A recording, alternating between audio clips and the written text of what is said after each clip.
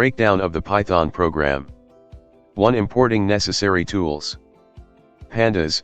This library is imported to work with data in a table format called data frames, making data manipulation and analysis easier.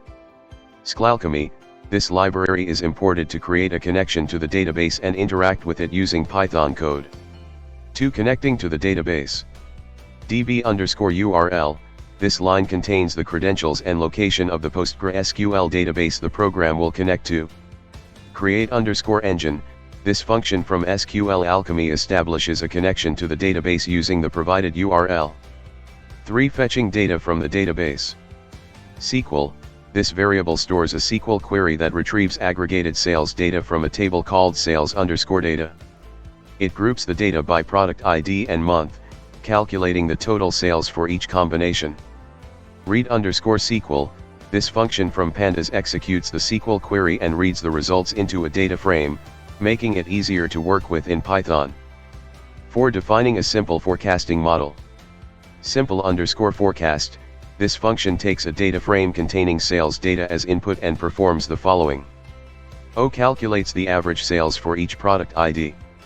O forecasts sales for the next month by assuming a simple 10% increase over the average sales. O returns the forecasted sales values. 5. Applying the forecasting model. Apply. This method on the data frame applies the simple_forecast function to each group of data, grouped by product ID. It generates forecasts for each product and stores them in a new column named forecast within the data frame. 6. Saving forecasts to the database. To_SQL, this function from Pandas writes the data frame's data, specifically the product ID, month, and forecast columns, into a table named forecasts in the PostgreSQL database. If _exists equals append, this argument ensures that the new forecasts are added to the existing table, rather than overwriting it. 7. Wrapping up. Print. This line displays a message confirming that the forecasts have been saved to the database. Engine.dispose. This closes the connection to the database, releasing resources.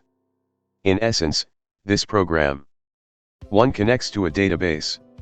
2. Retrieves sales data. 3. Applies a simple forecasting model to predict future sales. 4. Saves the forecasts back into the database for further analysis or use. This is a basic example, and you can customize it further. Use different forecasting models and techniques. Perform additional data cleaning and transformation before forecasting. Save the forecasts in a different format or location.